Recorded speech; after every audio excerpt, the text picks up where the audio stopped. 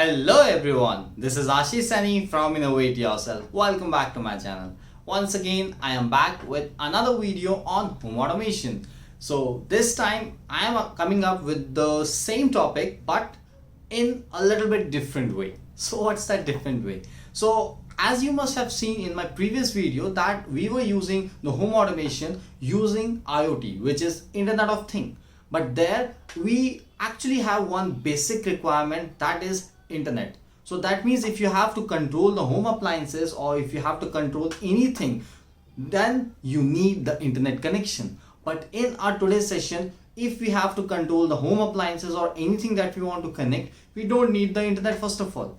So how we are gonna do that thing? Because in my case, I'm not only gonna show you that how to control the appliances, but how to control the appliances globally. That means you are anywhere in the world, but still you can access your home appliances. You can control them, you can turn it on, you can turn it off. That is what we are gonna do, and that is what we are gonna learn in today's session. So how is that possible?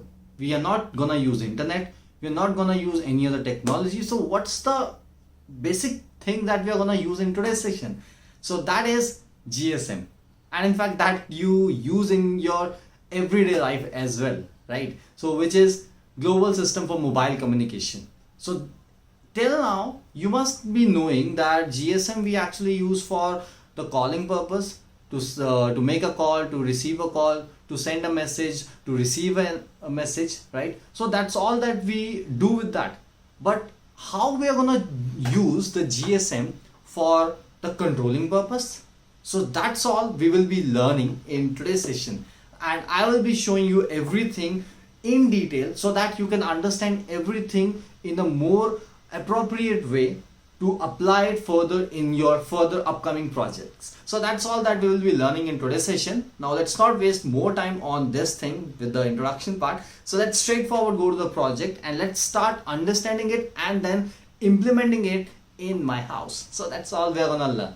So let's straightforward go to this. So guys, as I've already told you, like today we are gonna use the GSM for doing the home automation, right? So for that, as I have told you, like GSM will be used, but GSM alone will not be used, because GSM, as I already told you, that can be used for making a call, receiving a call, sending an SMS, receiving an SMS. So that's all that GSM can do. But other than that, there are some other functionalities that we have connected with a GSM which we will be using, but that cannot be used directly using a controller. So for that we need one DTMF IC.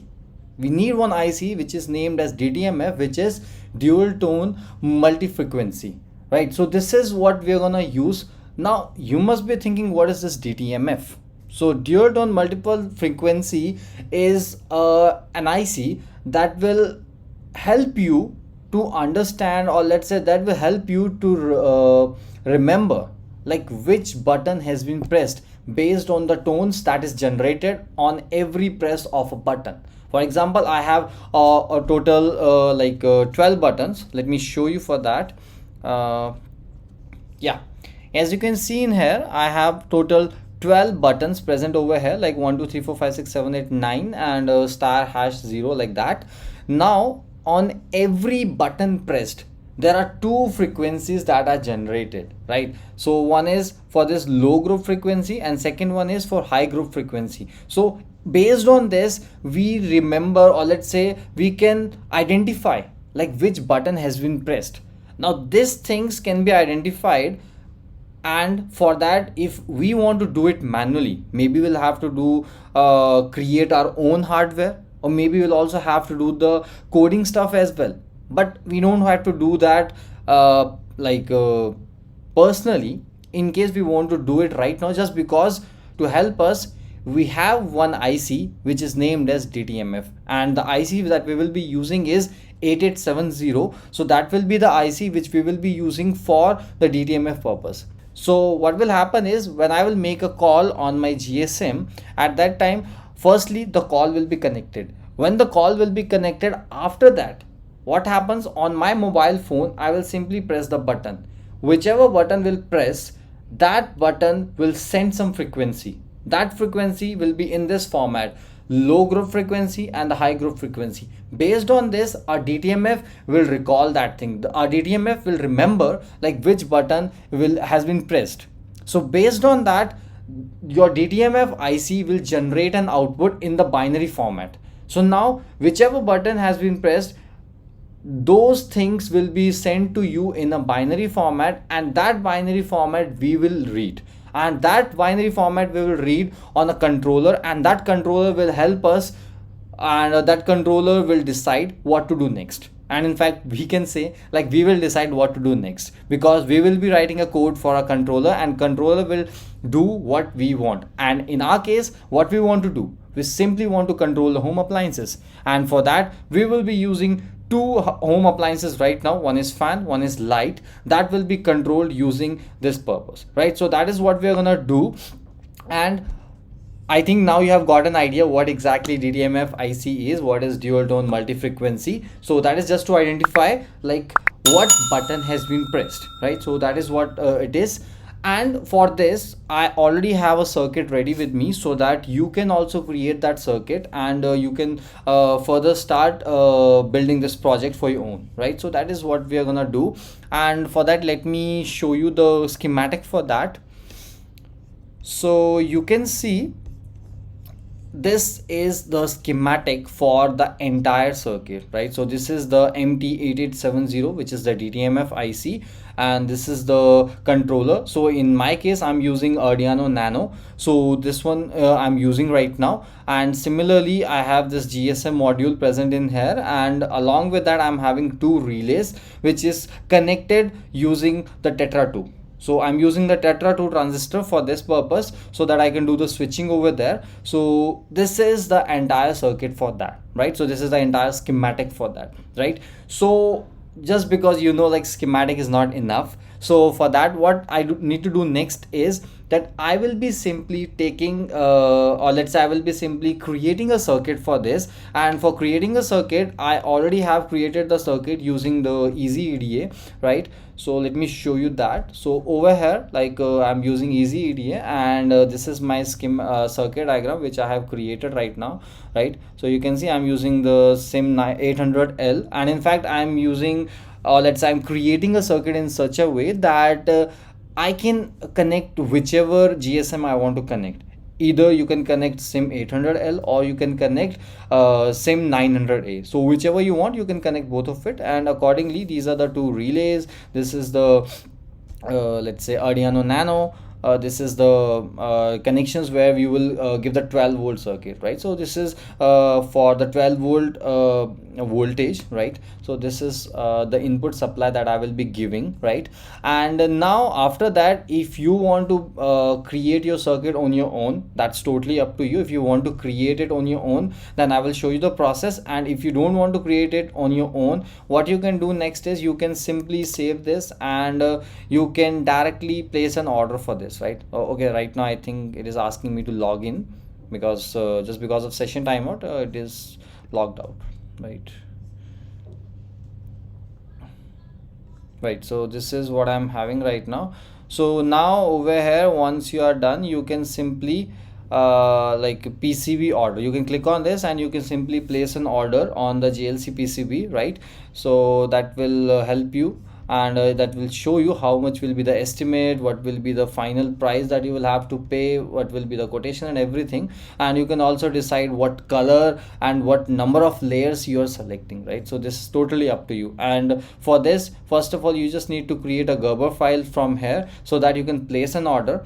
But in my case, I'm not gonna place an order right now, because I'm using a customized way, or you can say my personal way, like how I can transfer the pattern from here to the PCB, right? So that is what I'm gonna do. So if you want to create a Gerber file, you simply go to the file and you can see here generate PCB fabrication file, which is Gerber file. So just click on this and it will generate a Gerber file for you, and you can place an order. But in my case, I will not do that. So for that, what I will do is I will simply go to export, I will go to PDF, and in my case I'm only using a top layer. So I just simply selected this merged layer, and I just removed this top skin layer so that it will not show me the legends over here, right? And after that I will simply press on export, and you can save the file on your desktop.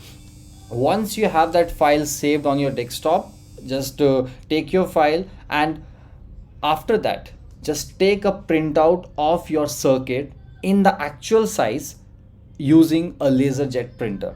Don't take it using a inkjet printer, otherwise you will not be able to transfer the pattern, right? So just take a laser jet print and then start doing the further process. And secondly, that should be printed on a glossy paper, right? So don't use any other paper. I'm not sure like whether it will help you or not, but from my side just use the glossy paper. That will help you out for transferring the pattern properly, right? So this is the way like how I will do it.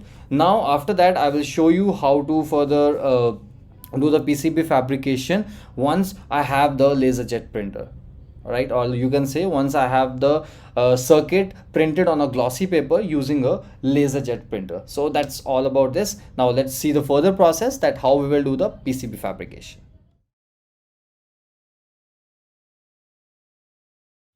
So this is a printout, and in fact you can say this is a laser printout of our circuit which I have taken out, and I have taken it from the cyber cafe. So I just went there and I had it now. Now what we have to do is we have to transfer this pattern on the copper cladded PCB. So you can see this is a single sided copper cladded PCB on which I have to transfer this pattern so that I can further drill the holes, and I can place the components so that I will have the final PCB ready with me, right? So right now you can see the size, or let's say the dimension of the PCB is quite bigger than the actual circuit. So you can see on this side it is quite okay, so I don't have to cut it on this side, right? But on this side you can see the PCB is quite big over here. This is the extra part, so I don't want to waste it up. So what I will simply do is I will simply create a line and I will cut this part out here, right? So let me do one thing. Let me create, or let's say let me draw a line over here using a scale, right? So I will simply create it like this, right? You can see I'm using a permanent marker over here so that it will create a proper line, right? So you can see I have drawn a line.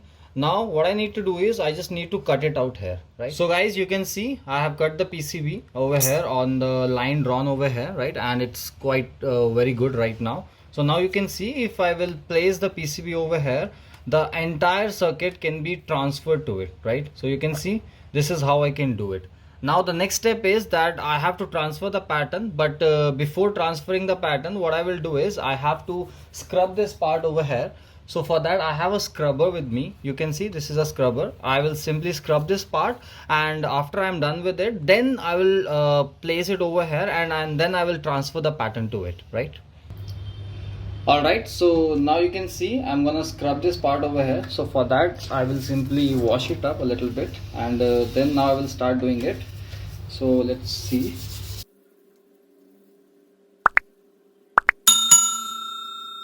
Alright, so now you can see the PCB is quite clean. There is no black marks or anything on this, so which means now we can transfer the pattern on it. But firstly we will dry it.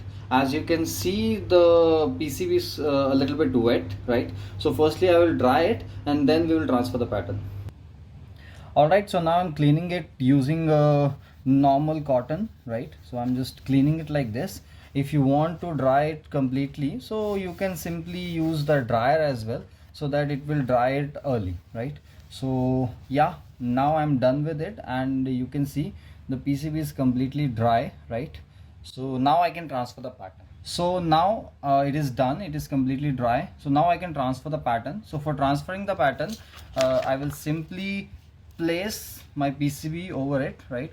So you can see as per the measurement I will simply do it, because you can see it was taken like this over here, right? Over here and over here. So I will place it properly so that the pattern should be transferred over here only, right? Now just fold the paper, right, like this, so that it will not move from its position, right? So I will place it like this, right? Here also I will fold it. and from here as well,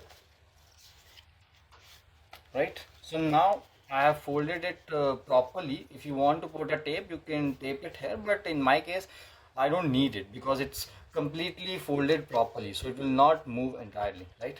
Now over here we are gonna use the domestic way, like how we transfer the pattern. So for that we have an iron, so we will be using it for doing this part.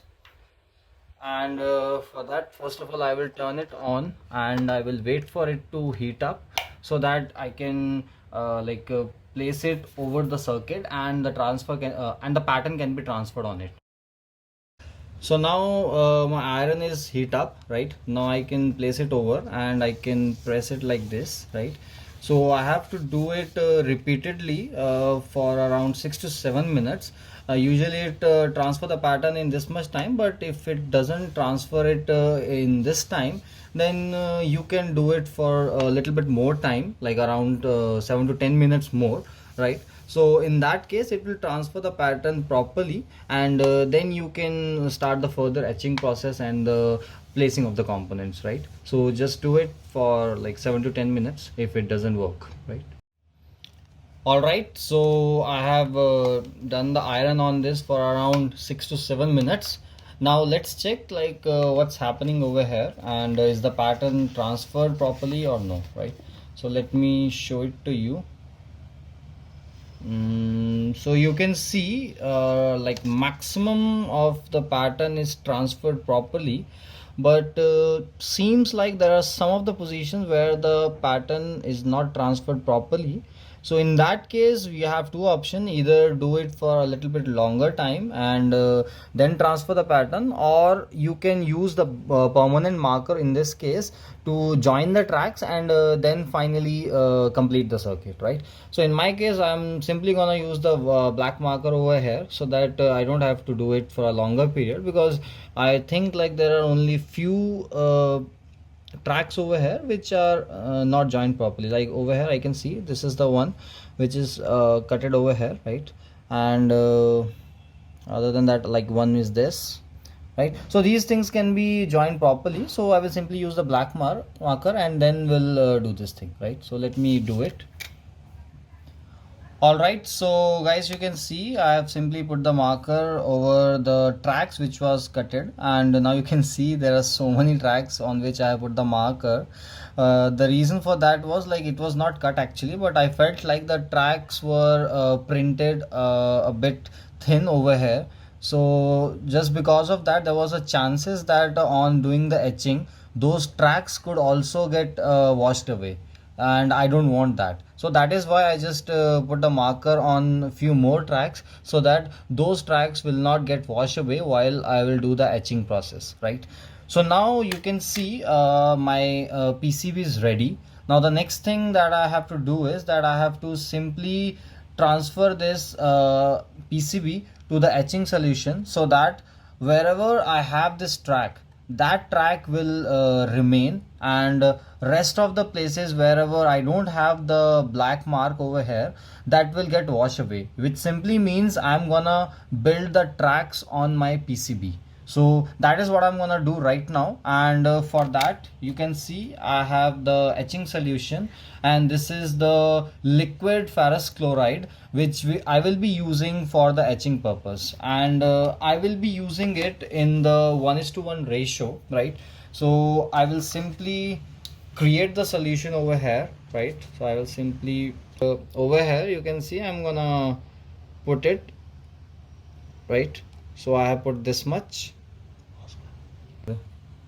and so the ferrous chloride I have already put. Now I will also put the water in the same ratio, right? Or a little bit more you can also put, but that will simply dilute the solution, which means your etching solution can take some more time to remove the tracks, right? So that is the only thing that can happen. And if in case you feel like the etching solution that you have put in this like bucket or like whichever container you are using, so in that case you can put more etching solution if you want the reaction to be quick and faster, right? So in that case you can do this.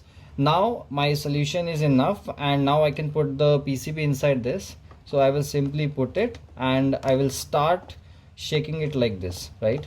So that what will happen with this shaking, your track will start getting removed. This process also takes time, so usually it takes around like 10 minutes with this solution. If in case you have put more solution, it can do the process quicker.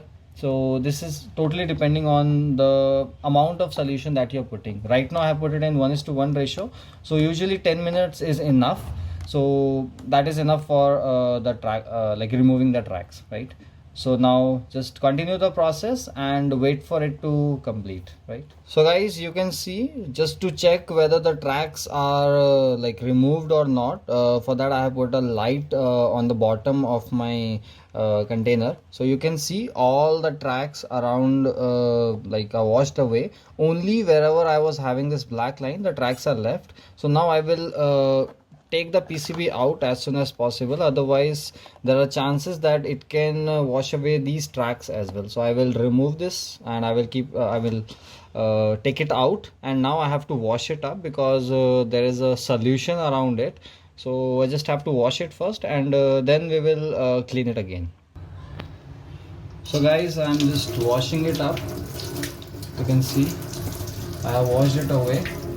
Now the next step is that I have to clean it using the scrubber again, right?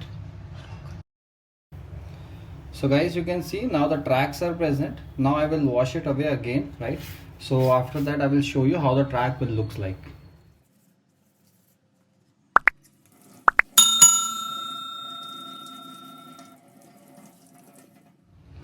So guys, now you can see I have washed the black lines around the tracks, right? Now you can see the PCB is looking quite very good, right? Now we can start the further process.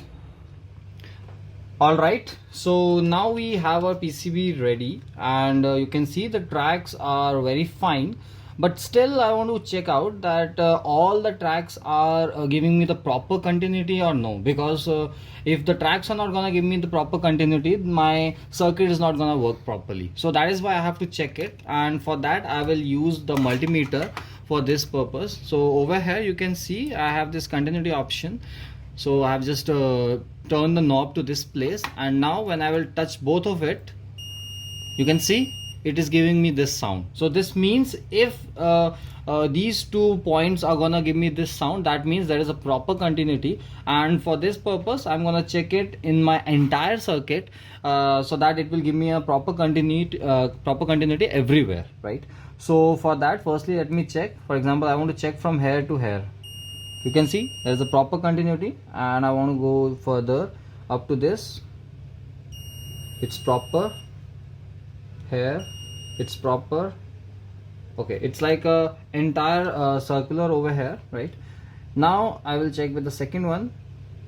You can see here it is not giving me a proper continuity. That means there is a like a connection short in between, like there is a cut over there. So let me check where it is, right? So let me check it. No. Okay, here it is giving you the continuity, but here it is not. So here you can see there is a cut over here, like over here. Alright, so you can see here there is a cut in between, right? You can see that is the reason it is not giving me the proper continuity. So there is a cut in between, right? So I have to solder this one, right? Similarly, I will check for some other places, like is there a continuity everywhere, right? So similarly, I will check everywhere that it is giving me the proper continuity or no, right? Alright guys, so you can see I told you that there was a cut in this, so I just did a shoulder over here. So now if I will check the continuity, it is giving me the proper continuity. Similarly, here also there was a cut, but that was not actually cut completely, but it was completely a little bit light. So that's why I just made a solder over here also, and otherwise my entire circuit is absolutely fine, and it is done very properly, right? So now I can start with the further process for drilling the holes in this, so that I can further place the components, and I can do the soldering on it, right? right? So let me show you how to do that. And for that, you can see right now I don't have an entire CNC machine, but I have this machine with me, or let's say a motor which is connected over here with a drill bit. So you can see I'm using a drill bit over here which will be used for drilling the holes, right? So now I will turn it on. So you can see the sound. It is like over here. Now I will show you how to drill this. So I will simply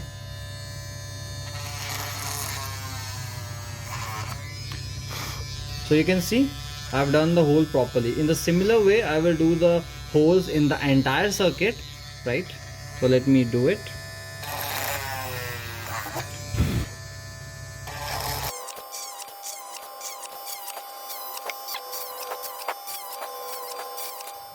Alright, so you guys can see I have drilled all the holes wherever it was. Now I can start placing the components, and then I can start soldering it, right? So let's start with that. Okay guys, so now we'll do the soldering. So here's the power station. So our engineer is doing the soldering over here.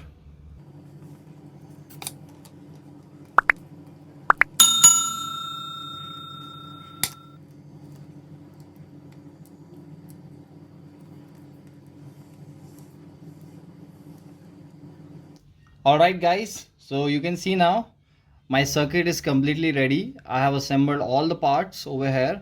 So you can see this is a proper and a very good soldering we have done. So yeah, now we can start with the further process. So the circuit is completely ready. Now we'll do the coding stuff for this. We'll upload the program and we'll do the final testing by deploying it on my room actually. So we'll control the fan and light. So that's why you can see we have two relays connected over here, right? So now let me do the coding stuff and then we'll see the final process. Now we are done with the circuit part. We have simply made the project, and now we simply have to upload the code. In fact, that is the code which will be helping us to control the home appliances using the calling thing, or you can say the GSM thing. So now let's go to the code part. Right now you can see I have simply opened a new file and I simply have to write the code, but the code is a little bit big. So I have simply made that already and I have already uploaded that to the Git repository. So here is the Git repository which you can see on your screen. I have this on my repository, or let's say I have this on my GitHub account. So don't worry about the code. I will simply leave a link in the description. You can simply download the code from there and you can start working on it. But for now you can see this is the file which I will be using in this case. You can do either download it from here, either you can do the cloning of that and you can pull it on your system, or you can simply go inside here and you can simply copy and paste the entire code, right? So right now I will simply do that thing, like copy and paste it, and then I will check it up, right? So this is the entire code. And in fact right now let's simply by compiling the thing, let's see whether the code is working for me or not, so that we can further upload it. But before uploading, or let's say before compiling the things, just go to the tools and just verify whether you're selecting the right board or not. So right now I'm using Arduino Nano, so I'm using that only, and in fact I've also selected the correct processor, like which type it is, right? And right now, just because I have also connected the port number, or let's say I've also connected the Arduino Nano to the system, so that's why you can see the port is also available, right? So this is all about it. And right now let me just simply verify it. So I will simply verify it. So compilation done, everything is working absolutely fine, right? So now that means everything is working absolutely fine and we can further process to simply upload the code and to check it, right? So before uploading, I will simply tell you like what exactly I'm doing in here. So in this case, what I'm doing is I'm simply first of all writing a program with respect to the GSM and DTMF, in which what will happen is when the processor will start, or let's say that when the program will start, in that case it will first of all initiate by calling from the GSM side. In fact, you can simply say you will call from the GSM side, or let's say the call will be automatically made from the GSM side onto my mobile number. Right now I have feed my mobile number in here, so that's why it will call me on this number, and that is just for making a proper connection, so that once we are just checking that whether the calling is working fine, that simply means our GSM is absolutely fine and we can further move for the further process, that is for controlling the home appliances, whether the fan, whether the light. So this is just for that purpose. And similarly, further thing is just to make the call and to auto receive it, right? And in fact, auto receive program we have already done in one of the previous video, so you can refer to that if in case you haven't already gone through that, so you can check that. And similarly, we are just simply reading the let's say data from the DTMF pins, because we have 4 pins which will be giving you the data in the 4-bit format. So we are just going to read that value, and accordingly we are just specifying what exactly we are doing. If we are pressing 1, in that case we are simply turning off the fan. If we are pressing 2, in that case we are simply turning on the fan. If we are pressing 3, then turning off the light. If you are pressing 4, in that case we are turning on the light. And similarly, if any other button will be pressed, in that case both the light and fan will be turned off. This is what exactly I'm doing in this case, right? So when you will have the code, you can simply refer to this code and you can check what's exactly happening. And if in case you have any doubts in that, you can simply leave a comment below in the comment section so that I can help you out in the coding stuff, right? So this is all about the coding thing that I have already done in this case, right? Now the next thing is, just because my Arduino Nano is already connected to the system, so what I can do next is I can simply upload the program and I can check whether my program is absolutely working or not. So let me simply upload the code. For uploading, this is the option, upload. Just click on that. If you want to save, you can save it, but I don't want to save it right now. I'll cancel it. So you can see what's happening. Done uploading. Means everything is uploaded, everything is working absolutely fine, right? So now let's move ahead and let's check whether everything is working or not. So let's check that. So guys, now what will happen is right now initially the call will come automatically, and that call is coming from the GSM side. So you can see the call is coming.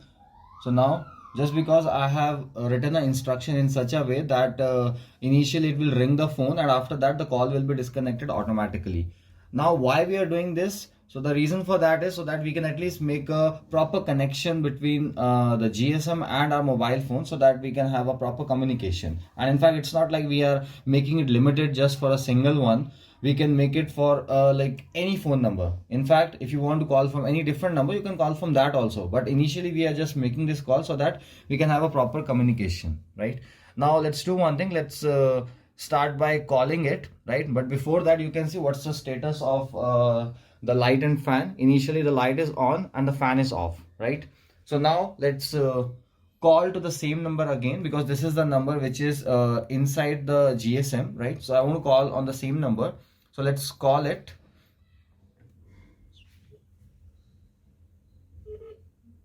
So right now you can see the call is connected automatically. Now I'll go to the keypad, and in the keypad I have simply written the instruction for 1, 2, 3 and 4, and for the else part, right? So in this case 1 and 2 is for turning the fan on and turning the fan off, for that purpose. Similarly 3 and 4 for the light thing, on and off. And if you press any other button, that will be simply turning off both the things, right? So now firstly the fan is already off, so let me just turn it on, right? So let's press 2. So you can see the fan is turned off, right? So now let's turn it off. You can see the fan is turned off, right? Now let's go back and let's start by controlling the light, right? So right now you can see the light is on. So let me turn it off, because 3 is the button for that. So you can see whole darkness is there, right?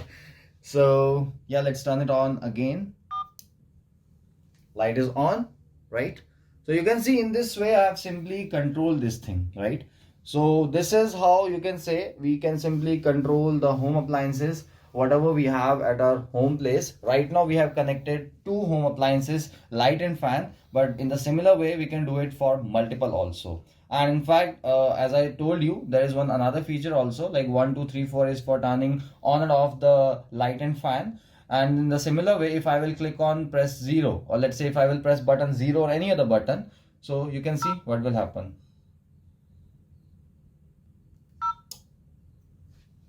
You can see both fan and light is turned off because I have written an instruction in such a way that it will turn both the things at a time, right? So this is the way how I have done it. Let me turn it on again. So light is on, right? So this is all about this. And also let me show you, because as I said in the beginning that I can call from any number also. Initially the call was coming to my phone only and I was calling from that phone only. But if in case I will call from some different mobile number, so let's see whether it works or not. So for that, this is my small iPhone, right? So let me just call to my number which I have inside this GSM, right? So let me see what happen if I will call. So first of all, you can see the call is connected. So that means that connectivity is properly working, right? So let me check whether the functionality is also working or no. So for that, I'll go to the keypad. So right now my fan is off. So let me click on 2 and let's see whether it works or no. So you can see the fan is on, right? In fact, this time I have turned it on using my different mobile number, right? So let me turn it off. So you can see light is turned off. So in this way, this is what we have done, right? Hey guys, first of all, I would like to thank you, all of you, for being a part of our family. Just because of you, we are able to achieve this milestone, and now we are also offering a membership plan where we will be uploading all our exclusive content. So all the enrolled members will get the benefits from this membership, and there I will be definitely uploading so much of content which is really beneficial for you and for your career. So definitely I think you should join our membership plan, and there I will be the one who will be directly interacting with you and solving out all your doubts. And in fact, if you will join our membership plan, then you will also get a badge along with your name. Or let's say you will comment something or you will write something in the comment, then in front of your name you will get a badge, and that badge is looking really cool. Yeah, so this is what you all gonna get, and other than that there are so many other benefits that definitely you will get. And in future, in case if we will have any webinar or something, and if you are unable to join that webinar in any just because of any reason, then definitely I will be uploading those content here also. So that means all those content which maybe will be a chargeable, you will also get it for free. So this is all, and there are many other benefits that you will get. So once you will enroll for that, we will discuss over there, and right now I'll not take much time. But thank you so much once again for all your love and support and being a part of our family. And still, if you haven't joined our channel and if you're new to our channel, then please click on our subscribe button so that you will also get the benefits from our channel. So thank you so much.